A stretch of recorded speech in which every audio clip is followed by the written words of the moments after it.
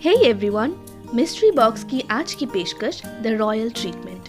ये मूवी अभी हाल ही में नेटफ्लिक्स पर रिलीज हुई है तो रेटिंग्स ऊपर नीचे हो रही है। आजकल लार्जर देन लाइफ सिनेमा की भीड़ में कुछ ऐसी कहानियाँ हमारे सामने आती है जिसके कॉन्सेप्ट बहुत ही सिंपल होते हैं, लेकिन कहानी की एंड पर एक सेटिस्फैक्शन दे जाती है। मूवी की शुरुआत में हमें इजाबेल नाम की एक लड़की को दिखाया जाता है जो कि एक हेयर ड्रेसर थी। इजाबेल को उसके नेबर्स में सब पसंद करते हैं और प्यार से इजी बुलाते हैं। इजी अपने पापा के गुजर जाने के बाद मॉम और नानी के साथ न्यूयॉर्क में रहती है। 183rd स्ट्रीट में इजी का खुद का सैलून है जो कि उसने रेंट पर ली हुई है। इजी बच्चों में डोनट्स बांटते हुए अपने सैलून पहुंचती है जहां पर माइक्रोवेव की तारें खराब होने की वजह से आग लग गई थी। इजी जल्दी से आग को बुझाती है। इस बीच शॉप ओनर की असिस्टेंट वहां पर आ जाता है और इस बार भी वो इस नुकसान के लिए बहुत सारे पैसे ले जाता है। दरअसल शॉप बहुत पुराना होने की वजह से कुछ ना कुछ प्रॉब्लम्स होती रहती है, लेकिन इस बार पैसे ना होने की वजह से इजी अपनी दुनिया घूमने के लिए जमा की गए पैसों से ही नुकसान की भरपाई करती है, जिससे उसके मॉम और फ्रेंड्स काफ़ी सैड हो जाते हैं क्योंकि इजी को घूमने का बहुत शौक था और ये पैसे उसने काफ़ी मेहनत से जमा किया था। अगले सीन पे हमें लोवेनिया के प्रिंस थॉमस को दिखाया जाता है जो कि अपने इस रॉयल लाइफ से काफ़ी तंग हो चुका था। उसे अपने लाइफ के डिसीजन खुद लेने की भी परमिशन नहीं थी। वो अपने लाइफ में सब कुछ एक शेड्यूल की हिसाब से करता था जो कि कोई और डिसाइड करता था। थॉमस अपने लुक्स को लेकर भी काफ़ी इरिटेट हो रहा था और उसकी हेयर स्टाइल भी अजीब सा हो रखा था। तो वो अपने असिस्टेंट वाल्टन से किसी अच्छी सी हेयर ड्रेसर को कॉल करने के लिए कहता है, लेकिन वाल्टन गलती से इजी के सैलून में कॉल कर देता है और प्रिंस के बाल काटने के लिए $500 भी ऑफर करता है। इजी को पहले इन सब बातों पर विश्वास नहीं हो रहा था, लेकिन बाद में उसे यकीन आ जाता है तो फिर वो झट से राज़ी हो जाती है और बहुत अच्छे से तैयार होकर प्रिंस के बाल काटने के लिए पहुंच जाती है। इजी पहली बार इतनी बड़ी होटल में आई है और वो भी प्रिंस के हेयर कटिंग के लिए, तो वो बहुत ज़्यादा एक्साइटेड होती है और थॉमस के बाल काटने लगती है, लेकिन वहाँ पर नौकरों के साथ बदसलूकी होता देख इजी को गुस्सा आ जाता है और थॉमस ये सब देखकर भी चुप रहता है, कुछ भी नहीं कहता और इसी बात पर इन दोनों की बहस हो जाती है और इजी अपना काम अधूरा छोड़कर ही वहाँ से वापस आ जाती है। इजी रात को बहुत देर से सैलून वापस आती है और पूछने पर बताती है कि उसके पैसे ना होने की वजह से वो पैदल चलकर आई है और अपना काम पूरा ना करने की वजह से उसे वहाँ से भी पैसे नहीं मिलता है। वो थॉमस के बारे में अपनी भड़ास निकालने लगती है। किसी बीच थॉमस वहाँ पर पहुँच जाता है और बहुत ही हम्बली इजी से माफ़ी मांगता है। थॉमस इजी को एक अच्छी सी हेयर कट देने के लिए कहता है और पैसे भी ऑफर करता है। इजी राज़ी हो जाती है और अच्छा सा हेयर कट देकर थॉमस का लुक ही चेंज कर देती है। इजी को अपने फ्रेंड्स और फैमिली के साथ ऐसे एंजॉय करके लाइफ गुजारता देख थॉमस बहुत खुश हो जाता है क्योंकि कहीं ना कहीं थॉमस को भी ऐसी ही ज़िंदगी चाहिए थी। फिर इजी थॉमस को बाहर छोड़ने जाती है जहाँ पर वो दोनों मिलकर थॉमस के गार्ड्स को तंग करते हैं। फिर सीन शिफ्ट होता है जहां हमें दिखाया जाता है कि थॉमस अपने होने वाली बीवी लोरेन के घर वालों से मिलता है और उनकी शादी पर जिस हेयर एंड मेकअप आर्टिस्ट को आना था वो अब नहीं आएगा। फिर वॉल्टर थॉमस को इजी को बुलाने का आइडिया देता है और थॉमस भी इस बात पर एग्री करता है। फिर वॉल्टर इजी को रॉयल वेडिंग में हेयर और मेकअप की जिम्मेदारी सौंपता है जिसके लिए उन्हें $5,000 दिया जाएगा, जिसे सुनकर इजी और उसके फ्रेंड्स बहुत खुश हो जाते हैं। इजी की मॉम उसे खुद से दूर भेजना नहीं चाहती थी, लेकिन इजी को ये काम करना था क्योंकि एक तो उन लोगों का कैसल देखने को मिलेगा और उसकी दुनिया घूमने का सपना भी पूरा होगा। तो वो अपनी मॉम को मना लेती है और अपने फ्रेंड्स के साथ लोवेनिया के लिए रवाना हो जाती है। वो लोग कैसल पहुंचते ही थॉमस के फादर और स्टेप मॉम से मिलती है। इजी के फ्रेंड्स की आम इंसानों वाली बिहेवियर उन लोगों को पसंद नहीं आता। फिर इजी और उसके फ्रेंड्स को उनका पर्सनल रूम और मेड दिया जाता है। इजी अपने मेड के साथ बहुत अच्छे से पेश आती है और उसे हग भी करती है। फिर वो लोग पूरी कैसल की टूर करते हैं। अगले सीन में हमें दिखाया जाता है कि थॉमस अपने पेरेंट्स से बात करता है। वो अभी शादी कर कर सेटल नहीं होना चाहता है। वो लोवेनिया के लोगों के लिए कुछ करना चाहता है। वो अपने होने वाली बीवी लोरेन को बिल्कुल भी नहीं जानता है, तो वो ऐसी अरेंज मैरिज नहीं करना चाहता। फिर कैसल के खास वर्कर उन लोगों की स्किल्स चेक करने के लिए उन्हें बुलाते हैं और कैसल की 3 वर्कर का मेकओवर करने के लिए कहते हैं। इजी एक मेल वर्कर को बहुत अच्छा मेकओवर कर कर फ्री हो जाती है, लेकिन उसकी फ्रेंड्स का काम उन्हें कुछ खास पसंद नहीं आता। इजी फिर रॉयल टाउन घूमने लगती है और वीडियो कॉल के थ्रू अपने मॉम को भी टाउन दिखाती है। इजी अपना ट्रिप बहुत इंजॉय करती नज़र आती है।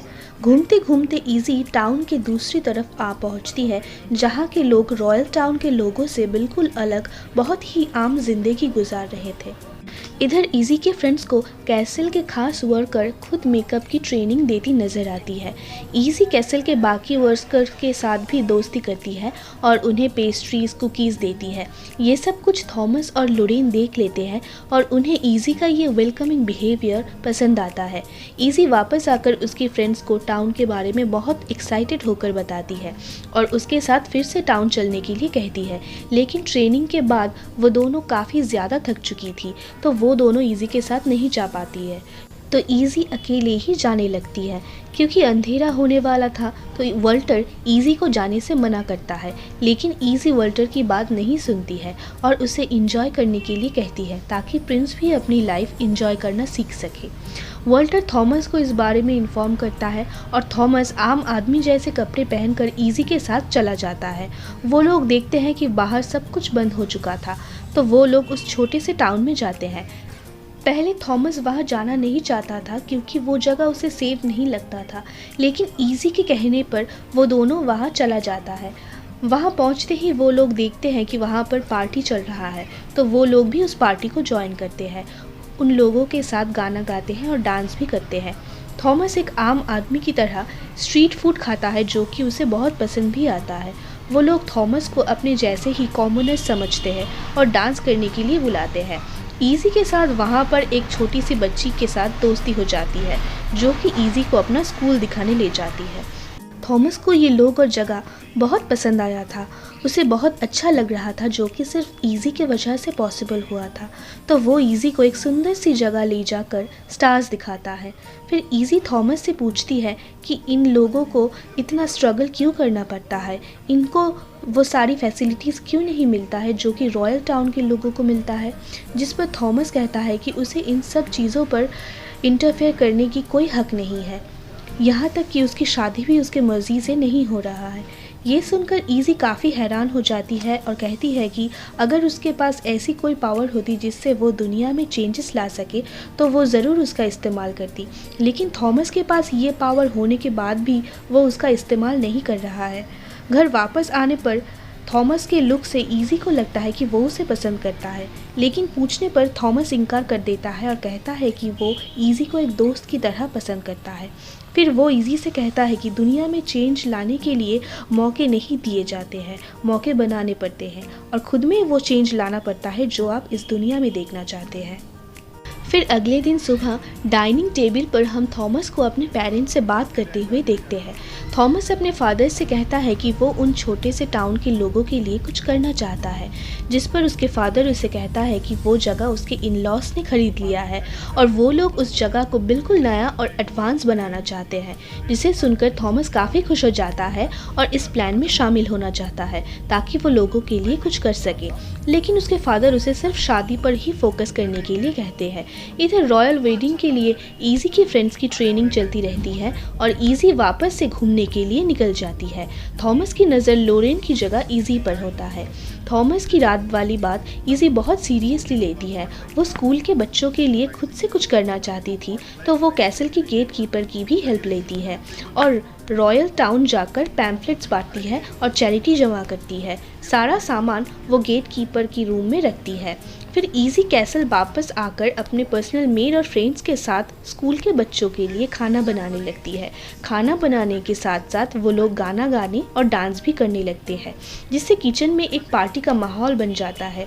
वहाँ पर वाल्टन आ जाता है, जो कि उन लोगों को रोकने की जगह उन लोगों के साथ डांस करने लगते हैं और बहुत ज़्यादा इंजॉय करते हैं। ऐसा लग रहा था कि इजी ने सबके अंदर की मासूमियत जगा दिया है, जो इन सब ड्यूटीज़ के बीच कहीं खो गई थी। फिर लोरेन थॉमस को अपने प्लान्स के बारे में बताती है जो वो शादी के बाद करना चाहती है, लेकिन थॉमस को इन सब बातों में कोई इंटरेस्ट नहीं था। वो विंडो से इजी को देख रहा होता है। थॉमस अपना ध्यान इजी से हटा ही नहीं पाता है और उसके पीछे आ जाता है। इजी गेट कीपर के रूम में जाती है और वहाँ देखती है कि लोगों ने स्कूल के बच्चों के लिए ज़रूरत से ज़्यादा सामान दे दिया है। इसी बीच वहाँ पर थॉमस आ जाता है और इजी की मदद करने लगता है। इधर इजी की फ्रेंड्स फाइनली अपने काम से कैसल की खास वर्कर को इम्प्रेस करती है। थॉमस और इजी कैसल की एक्स्ट्रा फर्नीचर को भी डोनेट करने का सोचते हैं। वो लोग एक्स्ट्रा सामान गाड़ी में लोड करवा ही रहे होते हैं कि थॉमस की इन-लॉज की नज़र उन पर पड़ती है।